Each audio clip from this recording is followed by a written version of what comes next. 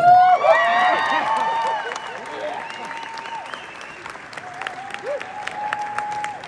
Luister, julle moet nou 'n slow clap gee, want die volgende persoon wat aankom is 'n 90-jarige tannie. So gee vir haar lekker slow clap.